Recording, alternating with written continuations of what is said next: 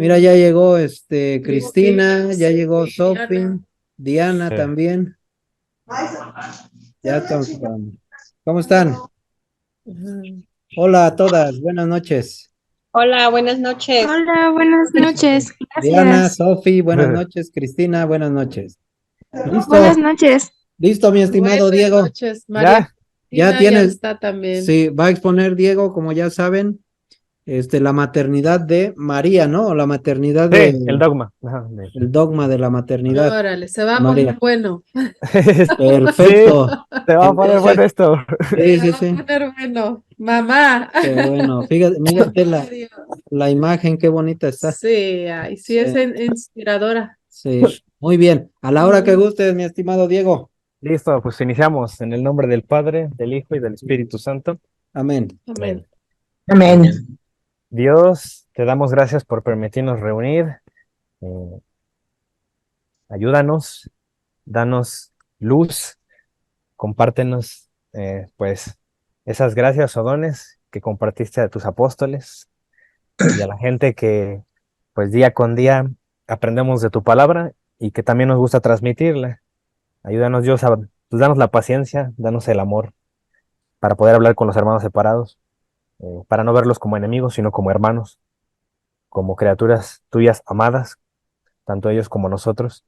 Eh, Permítenos, Dios, poder traerlos al camino de la verdad del cual se fueron o al cual no han pertenecido. Ayúdanos a hacer luz y sal para la gente de allá afuera, Dios. Te lo pedimos con el corazón. Amén. Amén. En el nombre del Padre, del Hijo y del Espíritu Santo. Amén. Bueno, yo les voy a hablar acerca de un dogma dentro de los dogmas que maneja la Iglesia Católica, que es el de la maternidad divina. Yo sé que para ustedes que son católicos o lo han sido siempre, decir María, Madre de Dios, es algo como súper obvio, ¿no? Y es hasta absurdo preguntar por qué María no sería Madre de Dios si Cristo es Dios. Para el católico es muy obvio, ¿no? Pero para el protestante no tanto. Hay protestantes que sí aceptan la maternidad divina, especialmente los más del corte reformado, digamos que son personas que teológicamente no están tan despegados del catolicismo. Incluso hay eh, luteranos que hacen el rosario, ¿no? Porque cuando fue la reforma protestante ya se había establecido pues una mariología, el desarrollo de la mariología. Entonces ellos todavía tienen una mariología muy parecida a la nuestra, muy semejante. Pero ya las sectas que se derivaron de ahí de la reforma, que ya son las más actuales, los testigos de Jehová, pentecostales, casi ninguno de ellos acepta la maternidad divina, dicen que es una blasfemia y que cómo se nos ocurre decir eso, poner a María a la altura de Dios, que es porque somos mariólatras, ¿no? Y justamente es al revés. O sea, fíjense, dense cuenta cómo es el enfoque protestante de demeritar, con tal de demeritar a María, ellos no se dan cuenta, pero están atacando a Cristo, ¿no? Porque cuando a Cristo, bueno, a María le quitas ese título, como que estás queriendo decir a la hora de que ellos lo explican, como que Cristo no es Dios o comenzó a ser Dios después. Y eso es completamente ilógico, ¿no? Entonces no es Dios eterno, Cristo. O sea, no, o sea, por ende, la definición de Dios es que es un ser eterno, ¿no? Entonces no. Entonces hubo como dos personalidades en Cristo, una humana, otra divina, según los protestantes, y como que algunos dicen no comenzó a ser Dios desde su nacimiento, fue después, por lo tanto María no es madre de Dios. Y se hacen ahí un revoltijo de cosas que ya caen hasta en lo absurdo, pero bueno, eso lo vamos a ir viendo ahorita. Primero les voy a enseñar lo que enseña la iglesia. Y que cuando comenzó esta confusión, porque acuérdense que un dogma comienza por eso, ¿no? Por un concilio, o es el resultado de un concilio. ¿Y el concilio por qué se dio? Bueno, pues porque comenzó a haber una confusión, o se empezó a propagar alguna mentira, a popularizar, y la iglesia, como madre nuestra que es, debe salir de manera responsable a aclarar las cosas, del mismo modo que ustedes salen con sus hijos.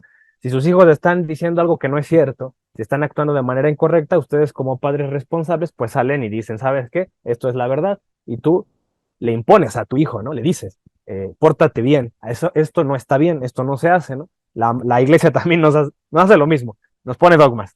¿Para qué? Para proteger a sus hijos de que no se salgan de la verdad. Entonces, yo sé que la palabra imponer suena muy fuerte, porque van a decir, ay, no, pero ¿cómo la iglesia nos obliga, nos impone? ¿No? Ahora que está de moda la supuesta libertad de, ¿cómo se llama? Malentendida, ¿no? Porque al final se promueve un libertinaje últimamente. Pero no, la verdad es que Dios siempre desea que caminemos en la verdad. ¿De qué manera estamos obligados a abrazar los dogmas? De la misma manera que un paracaidista está obligado, tiene la libertad de activar o no su paracaídas. Eso sí, tiene la libertad de hacerlo. Igual que el católico tiene la libertad de abrazar o no el dogma. Ahora, ¿qué pasa si el paracaidista no usa bien su libertad y no, y no despliega el paracaídas? Bueno, pues le pasa algo, hay una consecuencia, ¿no? De la misma manera, el católico, si no abraza el dogma, hay una consecuencia, que va a desviarse a la mentira, ¿no? Entonces el dogma va a ser eso, una manera en la cual la iglesia nos protege para no desviarnos de la verdad. Y obviamente un dogma está fundado, ¿no? Tampoco es nada más algo que se le ocurrió al Papa, un día amaneció y dijo, ¿saben qué? Como que hoy quiero que sea día de que, pues digamos que María es Madre de Dios, no, no son ocurrencias del Papa ni de los obispos. Tienen su fundamento en la historia, en la patrística y en la Biblia, por supuesto, también. Entonces, miren, cuando esta cuestión salió a la luz, esta confusión, se estableció un concilio, que es el concilio de Éfeso, el que dogmatizó formalmente. Acuérdense que los primeros concilios se hicieron porque se atentaba con la naturaleza de Cristo. Entonces, eh, salió este concilio de Éfeso, que fue, si mal no recuerdo, como el tercero ecuménico. Sí, porque el primero, bueno, algunos dicen que es el de Jerusalén, ¿no? El que está en Hechos 15, el capítulo 15. Formalmente fue el de Nicea el primero, en el 325, en el 380 fue el de Constantinopla el primero, y este sería el de Éfeso, el de 431, o sea, como el tercer concilio, más o menos, el ecuménico. Y fíjense aquí lo que dice, puse solo un fragmento porque es muy largo, ¿no? Todo el desarrollo que se dio. Pero miren, aquí está lo interesante, dice, pero que de ambas, está hablando de Cristo, de ambas naturalezas, dice, resulta un solo Cristo e Hijo. No como si la diferencia de las naturalezas se destruyeran por la unión. Ustedes saben que hay algo en Cristo que se llama unión hipostática, ¿no? La unión entre la humanidad y la divinidad de Cristo. Casi siempre en la escritura ustedes van a darse cuenta, y en el lenguaje común religioso cristiano, casi siempre somos como antagónicos lo humano con lo divino, ¿no? Decimos, es que una cosa es lo divino y otro lo humano. Y con Cristo debemos tener cuidado, porque con Cristo hay una unión misteriosa, que es la unión hipostática, en donde conviven ambas cosas en Cristo, las dos. ¿Por qué? Porque Cristo obviamente es Dios, pero también en solidaridad de Dios, Él decide despojarse de, pues, de cualidades, de algunas cosas, para rebajarse, pues más bien a una condición humana. Eso le llaman kenosis en teología. La kenosis está en Filipenses 2:6, la explica San Pablo, cómo de una condición humana se hace ser humano, perdón, una condición divina se hace ser humano, ¿para qué? Para salvarnos de nuestros pecados y redimirnos, ¿no? Parecerse a nosotros.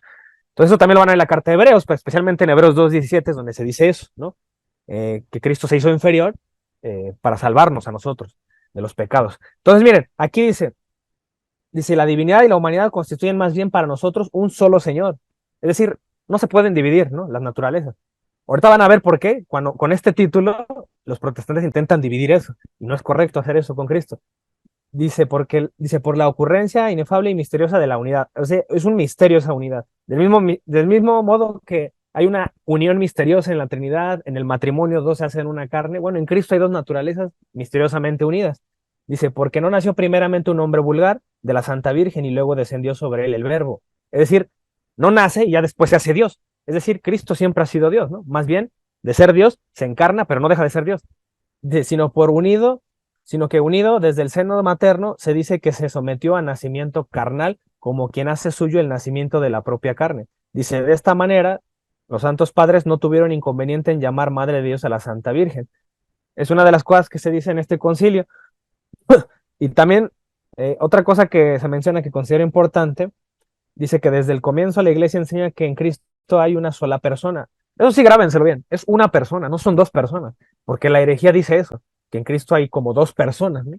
Una humana y otra divina, y María nada más para ser madre de lo humano, pero no de la persona divina. Entonces, no, en Cristo solo hay una persona. Dice, la segunda persona de la Trinidad es Cristo. María no es solo madre de la naturaleza, del cuerpo, pero dice también, o sea, más bien es madre de la persona, quien es Dios desde la eternidad. Dice, cuando María dio a luz a Jesús, dio a luz en el tiempo a quien desde toda la eternidad era Dios, así como toda madre humana. No es solamente madre del cuerpo humano, sino de la persona. Dice, así María dio a luz a una persona, Jesucristo, quien es ambos, Dios y hombre, ¿no? Dice, entonces ella es la madre de Dios, en ese sentido. Y lanza algunos cánones, algunos anatemas. El primero es ese, creo que es el más importante. Dice, si alguno no confiesa que Dios es según verdad el Emanuel y que por eso la Santa Virgen es madre de Dios, sea anatema, ¿no? Dice, pues dio a luz carnalmente al Verbo de Dios. hecho carne. Entonces, para el católico no se puede separar la naturaleza humana de la divina de Cristo, ¿no? O sea, en ese sentido no es correcto. O sea, fíjense, dense cuenta cómo el título Madre de Dios en realidad es como una proclamación a una cristología, ¿no? A un desarrollo. Es decir, si yo tengo la actitud protestante de decir, no, es que solo es madre de su humanidad, yo estoy atacando a Cristo porque estoy separando sus naturalezas. Entonces, los concilios vienen pues a aclararme, a darme luz en eso, para establecer esos dogmas, ¿no?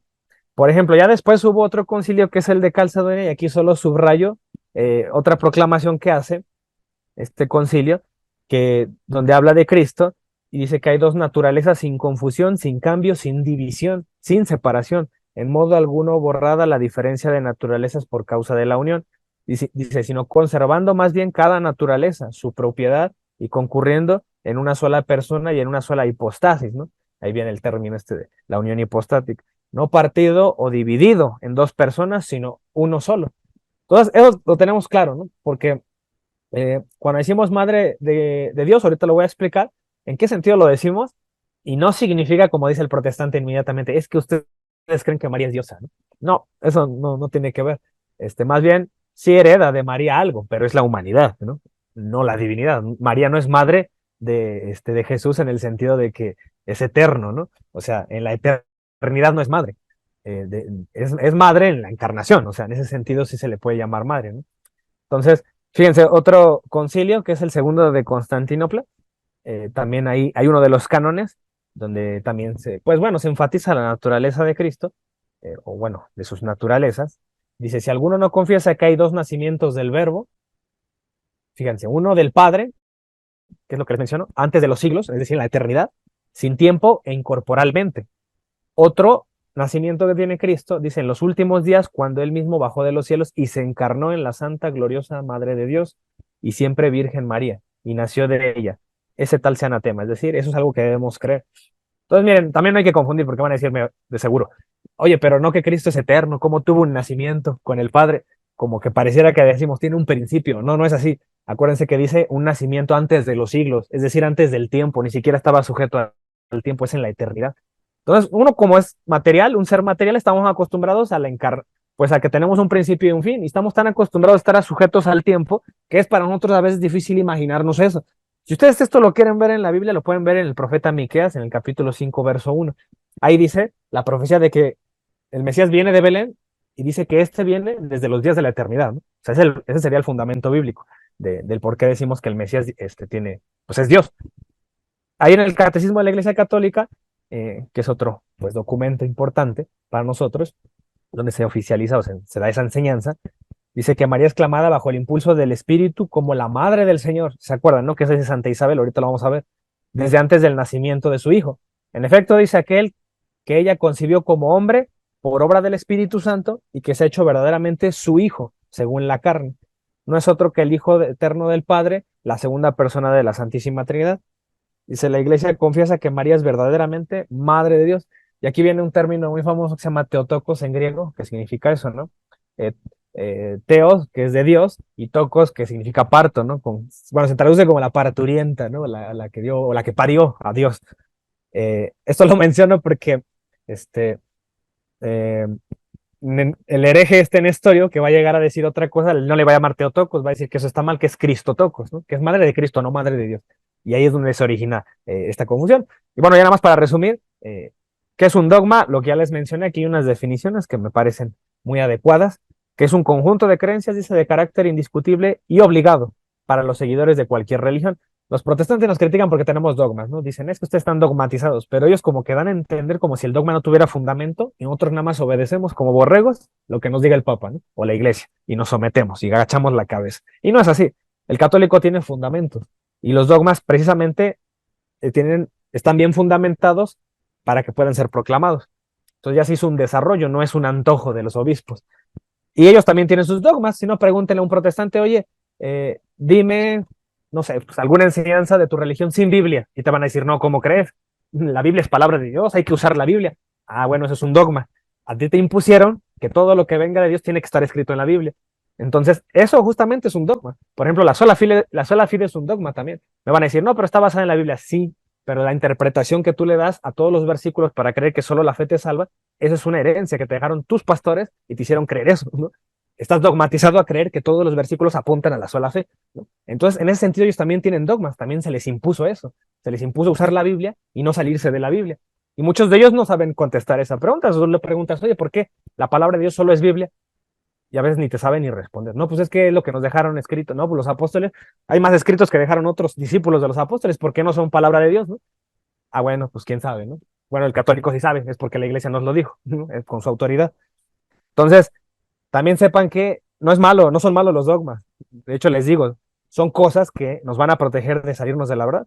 Entonces, miren, también se define como una verdad revelada por Dios, eso es un dogma, y es proclamada por la iglesia a nuestra fe, es de manera oficial y es inalterable. Acuérdense que un dogma no se puede revocar una vez proclamado, es una base tan importante que, que no puede ser revocada y decir, bueno, ahora ya dejamos de creer en la transustanciación, ¿no? De repente, o saben qué, mejor no, María ya no es asunta al cielo. No, o sea, son verdades de las cuales estamos tan seguros que por eso son proclamadas, ¿no?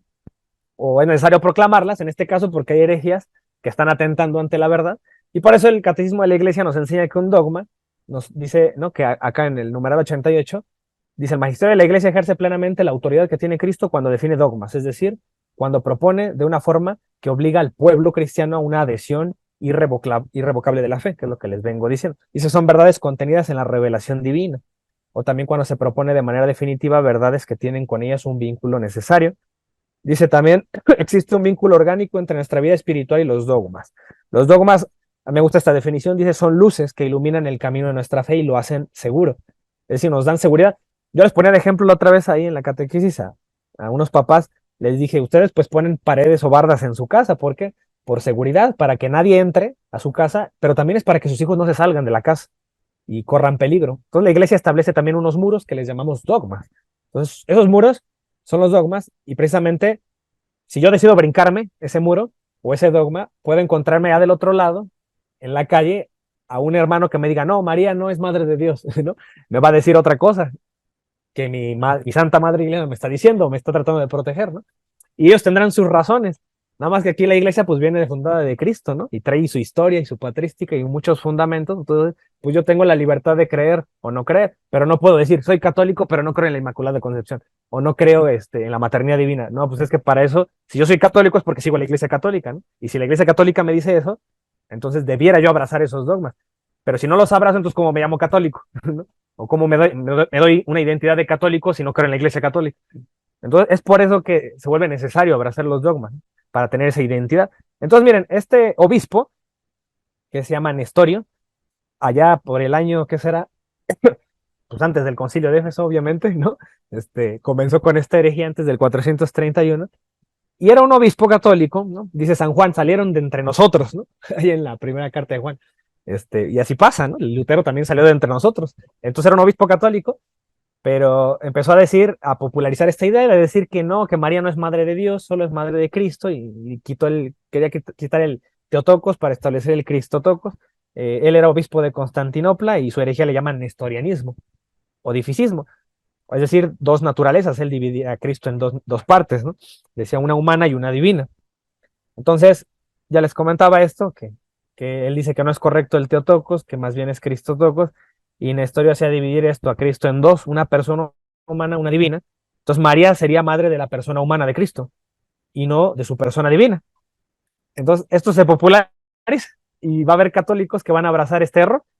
Entonces la iglesia pues tiene que reunirse y decir qué hace con esto, ¿no? Y para esto, digo, no lo mencioné aquí, pero está San Cirilo de Alejandría, que era el representante en aquel entonces, el cual él combatió directamente el nestorianismo. Y él dejó escritos y todo, que es lo que se enseña actualmente, ¿no? Acerca del Teotocos o la maternidad divina. ¿Qué pasa si yo no creo que María es madre de Dios? Bueno, va a implicar dos cosas. Y fíjense cómo son ataques a Cristo. No tanto es que sea por María que el católico dice, no, es que hay que defender a María. No, es que también, o sea, sí, claro, ¿no? Tenemos una mariología, pero más bien la base es cristológica. Los dogmas marianos son para salvaguardar algo de Cristo, no tanto por María, ¿no? Pero precisamente esa estrecha relación que tuvo María con Cristo, por eso el católico, digamos que la sabe ver y promulgar, Y nosotros no separamos eso, ¿no? Como el protestante acostumbra hacer, separa al humano, separa a los santos, separa a María de Cristo y solo Cristo, ¿no? Entonces se olvidan de todo lo demás, como si Cristo siempre se hubiera manejado así. Y la verdad es que no es así, Cristo vino a darnos unión, ¿no? Entre lo humano y lo divino. Por eso la Biblia fue escrita por humanos, aunque es palabra de Dios. Entonces, María también pasó a ser madre de Dios, aunque es un ser humano también, ¿no? Es decir, la voluntad de Dios, al parecer, es que el ser humano forme parte del plan de la salvación y el protestante quiere dividir, ¿no? Pues siempre hace la división. Mientras el católico quiere la congregación, la unión, lo que Cristo quiere, el diablo, ¿no? Que significa el que divide, viene a separar eso que Dios quiere congregar. Entonces, fíjense las consecuencias de no decir que María es madre de Dios. Significaría que Jesús no es Dios, ¿no? Porque se niega que el niño nacido de María no nació siendo Dios, comenzó a ser Dios después, en algún punto. Algunas sectas decían que la divinidad vino cuando fue bautizado, ¿no? Que ahí comenzó a ser Dios. Pero nosotros sabemos que eso no es cierto. Por eso, por ejemplo, allá en Mateo 2:11 dice que los magos de Oriente lo adoraron, ¿no? Y la adoración solo se le da a Dios. Entonces, desde bebé, desde el nacimiento, ya al menos hay un indicio de que era adorado ese niño. Por lo tanto, es Dios. Entonces, fíjense, también otra consecuencia es que Dios no se encarnó. Entonces, si Dios no se hizo carne, o sea, María no es madre de Dios porque pues Dios no se encarnó. Aquí se negaría que Dios se haya hecho carne, ya que para hacerse carne tuvo que tener una madre, eso es obvio, ¿no?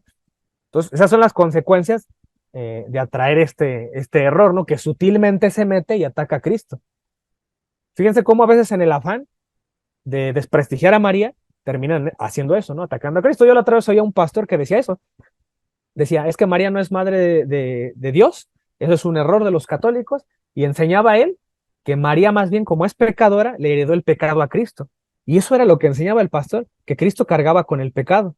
Y fíjense hasta qué punto llegó con tal, ¿no? Con tal de desprestigiar a María, terminaba diciendo que Cristo tenía pecado.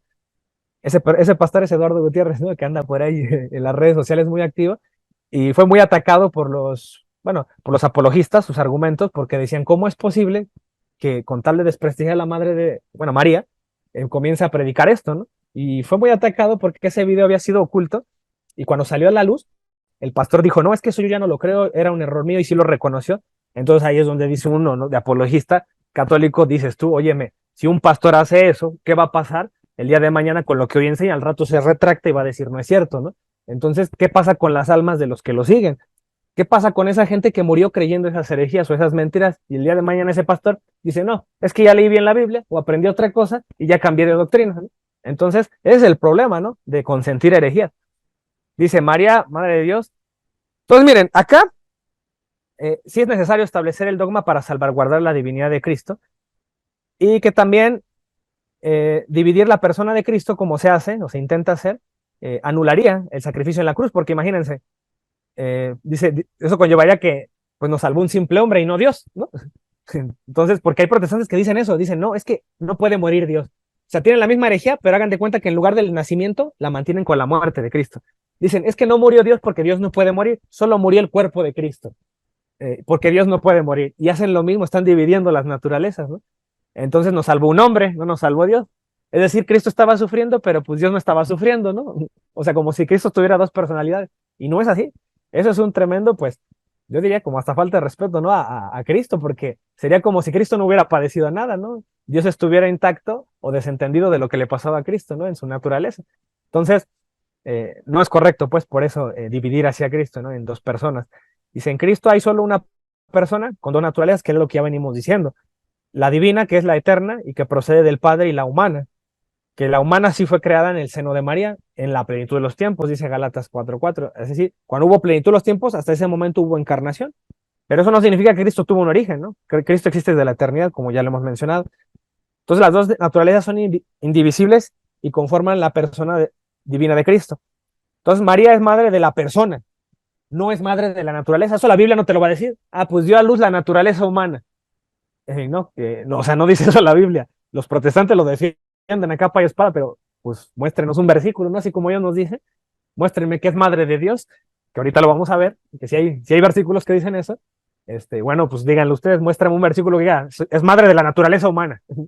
O sea, eso no existe. Entonces entendemos esto. María, que es humana, da a luz una persona divina, ¿no? Que es Dios. O sea, ¿eso es posible? El protestante va a decir no, porque María no es diosa. Entonces no puede ser que dé a luz una persona divina, porque María no es diosa. Dio nada más la humanidad a Cristo. Bueno, o sea, sí heredó la humanidad, pero no podemos separar la divinidad. ¿Ejemplo de qué podría ser? Por ejemplo, aquí les pongo un ejemplo. Una mujer, vamos a entender esta analogía, que es pelirroja, o puede serlo, da a luz una persona rubia, y eso existe. Ahora, ¿eso qué significa? Yo puedo decir que esa madre, la que tienen aquí en la foto, esa mamá, es madre, puedo decir, es madre del rubio. Según el protestante no puedo decir eso, ¿no? Porque como la mamá no es rubia, entonces no puedo decir la madre del rubio, tendría que decir la madre de, no sé, del niño fulanito, de Juanito, ¿no? Así está el protestante de incoherente diciendo, no, es que no es madre de Dios porque María no es diosa. Bueno, entonces siguiendo esa misma lógica, esta señora no es madre de este niño, porque como el niño no es pelirrojo, no heredó eso, entonces no podríamos decir eso. Tendríamos que cambiarle el título a esa mamá. Entonces es incoherente eso, ¿no? O sea, vean cómo caemos en lo absurdo, que es lo mismo que decir esto, ¿no? María es madre de Dios, aunque María no sea Dios, eso es posible, claro que es posible, porque en realidad Cristo es Dios no por la madre, sino por el Padre, ¿no? Viene de herencia. Es lo mismo que si dijéramos a esta señora que la conoce, ¿no? Y a este muchacho de acá, que es nuestro gobernador, su mamá se llama Hortensia, decimos, ¿Hortensia es madre del gobernador? Sí, sí es madre del gobernador, no está mal decirlo, aunque ella no, aunque esa señora no sea gobernadora, ¿no? Perdón, ahí le puse María, se llama Hortensia, ¿no? Entonces, ¿está mal el título? Bueno, para un protestante sí estaría mal el título, no puede ser madre de del gobernador porque ella no es gobernadora, ¿no? Del mismo modo que dicen, ¿no? Que María no puede ser madre de Dios porque no es Dios. Bueno, es que lo que pasa es que el origen de la gubernatura viene por otra fuente, ¿no? Es por, en este caso, las elecciones, por eso se hizo gobernador, pero el que se haya hecho gobernador o haya tenido ese cargo, no quita que le pueda decir la madre del gobernador, ¿no? Entonces, en ese sentido, sí es válido decirlo. Del mismo modo, yo le puedo decir a Cristo o a María, la madre de Dios, aunque la divinidad viene de otra fuente, viene en este caso de Dios Padre, ¿no? Entonces, digo, es un ejemplo mundano que les quiero poner del por qué el católico dice esto y lo sostiene y cómo la postura protestante en ese sentido es incoherente, ¿no? Para darle este título. Entonces, miren, ya lo mencioné, Cristo no hereda de María su naturaleza divina porque María no es diosa. Sin embargo, fíjense, la naturaleza de Cristo, en este caso la divina, vino del Padre. Por eso en nuestro credo decimos de la misma naturaleza del Padre por quien todo fue hecho, ¿no? Si no, nuestro credo diría, si nosotros creyéramos lo que dicen los protestantes, así como nos calumnian y nos dicen, no, es que ustedes creen que María es diosa. Bueno, nuestro credo entonces diría, de la misma naturaleza que María, ¿no? Y que el Padre, ¿no? La naturaleza divina. Y no dice eso. O sea, el católico no enseña eso. Eso es mentira. Y también por eso decimos que es engendrado, no creado. O sea, tiene un engendramiento, pero no significa que tiene una creación, un principio, un fin. Por eso Cristo es Dios. Entonces, la naturaleza divina no debe separarse de la humana. ¿Por qué? Porque esa es la unidad, ese es el misterio de la unión hipostática, que es una persona y en esa persona al mismo tiempo está la humanidad y la divinidad. ¿Quién? Solo Cristo. Solo Cristo es el único que vivió de esa manera. María es solo humana, el Padre no se encarnó, solamente se encarnó el Hijo, el Espíritu Santo no se encarnó, solo se encarnó el Hijo, ¿sale? Entonces, en ese sentido, pues la naturaleza divina solo la tendría el Espíritu Santo, al igual que solo el Padre, ¿no? Cristo también, pero aquí la cuestión es esa, que Cristo tiene esas dos naturalezas. Entonces dice que la naturaleza divina no debe separarse de la humana, de ser así dejaría de ser Dios en algún momento, si yo la separo así como lo hacen los protestantes. Dice, la divinidad de Jesús se ha vinculado con el mismo nombre de Jesús y otros títulos tales como Cristo, el Emmanuel, el Señor, el Salvador y el Hijo de Dios. Y miren, este es el punto de partida que puede tomar el católico para tener ese diálogo, ¿no? Con el protestante. Si te dicen, oye, es que María no es madre de Dios, bueno, a ver, enséñamelo en la Biblia. Bueno, si tenemos los versículos aprendidos donde se relaciona la divinidad con Cristo, con el Emmanuel, con el Señor, con el Salvador y con el Hijo de Dios, y un protestante acepta que Cristo es Dios, que el Emmanuel es Dios, que el Señor es Dios, que el Salvador es Dios, bueno, pues ¿qué creen? Que hay versículos que dicen que María es madre del Cristo, María es madre del Emmanuel, María es madre del Señor, madre del Salvador y madre del Hijo de Dios. Entonces yo tendría varias vías para argumentar que María, si es madre de todos esos títulos que son para al final la misma persona que es Dios, bueno, pues entonces María sí es madre de Dios. Nada más estamos a un paso de aceptar eso, ¿no? Que muchas veces por prejuicios el protestante no lo va a aceptar porque a él le enseñaron que María no la debes de endiosar y el título madre de Dios es igual a endiosarla. A eso les enseñaron a ellos. Sin Biblia, pero se los enseñaron, ¿no? Y ellos lo abrazan como si fuera un dogma. Y luego los dogmatizados somos nosotros, ¿no? Entonces, fíjense, la Biblia nos dice eso, que María es madre de Jesús, madre de Cristo, madre del Emmanuel, del Señor, del Salvador y del Hijo de Dios. Y vamos a ver eso en versículos. Por lo tanto, María sería madre de Dios, si es madre de todos esos, ¿no? De todos esos títulos que al final son la divinidad. Entonces, fíjense, el primero, vamos por el primero. María, madre de Jesús. ¿Qué significa Jesús? O Yeshua, o Yeshua. Significa Yahvé salvación. Lo vemos ahí en Mateo 1:21, ¿no? Dice, y dará a luz un hijo, es decir, va a nacer. ¿Hijo de quién? Dará a luz un hijo de María, ¿no? Y lo llamarás por nombre de Jesús. ¿Por qué? Porque él salvará. Eso significa el nombre de Jesús. Yahvé salvación o Yahvé salva. Salvará a su pueblo de sus pecados. Entonces fíjense que desde ahí ya uno anda viendo, ¿no? O sea, si esa persona que es Yahvé salvación viene del seno, viene del vientre de María, entonces ¿por qué no diría que María es madre de Dios? ¿No? Si es madre de Jesús y el nombre de Jesús significa eso, precisamente por eso se lo ponen, porque es Dios o Yahvé salvación, entonces tendríamos que aceptarlo, ¿no? O sea, no habría problema en aceptar que María es madre de Dios. Fíjense, allá en Lucas 1:31 también dice, ¿no? Algo parecido. Y ahora concebirás en tu vientre, ¿vientre de quién? De María, ¿no? Y darás a luz, también dice lo mismo, un hijo, y llamarás su nombre Jesús. Entonces, ¿María es madre de Jesús? Sí, es madre de Jesús. Fíjense, ahí se acuerdan en las bodas de Caná, también es una parte de la Biblia en donde se menciona a María como madre de Jesús. En Juan 2:1-3, dice, y al tercer día se hicieron las bodas de Caná y de Galilea, y estaba allí la madre de Jesús. Y fueron también invitados a las bodas Jesús y sus discípulos, y faltando vino, la madre de Jesús le dijo, no tienen vino. Entonces el protestante acepta que Jesús es Dios, pues con este versículo ya tienes para decirle, ¿no? O sea, pues es madre de Jesús, pues es madre de Dios, ¿no? Pero aunque no lo crean, hay protestantes que ni con eso lo aceptan. O sea, pues están dogmatizados a que no deben creer eso aunque esté en la Biblia. Entonces, ¿por qué? Porque eso es un título o algo que le da identidad católica, ¿no? A la Biblia. Entonces, pues no pueden abrazar el catolicismo. Se les enseñaron a repeler todo eso. Fíjense, allá en Hechos 1:14 también se le menciona a María como madre de Jesús, ¿no? Y si todos perseveran unánimes en oración y con ruego con las mujeres y con María, la madre de Jesús, y con sus hermanos. Entonces, fíjense, aquí hay varios puntos importantes. Una, que María es madre del Yahvé salva, porque eso significa Jesús, que damos eso, ¿no? Yahvé es el nombre de Dios en el Antiguo Testamento, eso no hay duda. Eso el protestante lo va a aceptar, los dos primeros puntos. Dice, estos textos aluden que a la persona divina de Jesús y su madre María. O sea que dentro de esa persona de Jesús está Dios, la naturaleza divina. Y bueno, y tiene una madre, según estos versículos. Dice, los textos no dicen que María solo sea madre de una naturaleza de Jesús. Y eso no lo van a encontrar en la Biblia, aunque los protestantes lo defiendan. Dice, es madre de toda la persona de Jesús. Es como si yo les dijera a este niño que les mostré el rubio, según el protestante, de acuerdo a su lógica, sería que la madre pelirroja es madre, por ejemplo, si el niño heredó los ojos de la mamá, bueno, es madre de los ojos, nada más, ¿no? A lo mejor el papá es rubio y por eso salió rubio el niño, pero no puede decir que es madre del rubio porque la mamá es pelirroja. Entonces, según el protestante, es madre de los ojos del niño, nada más. No, es madre de toda la persona del niño, aunque sea rubio. Bueno, si Cristo, aunque sea Dios, pues María es madre de Dios aún así, porque es madre de la persona.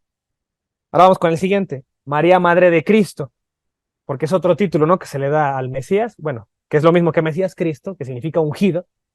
Y nosotros tenemos que de acuerdo al Antiguo Testamento, la unción se le daba a los sacerdotes, a los profetas y a los reyes. Aquí les pongo de ejemplos algunas citas bíblicas, de ejemplo, cómo se ungía al sacerdote, al profeta o al rey.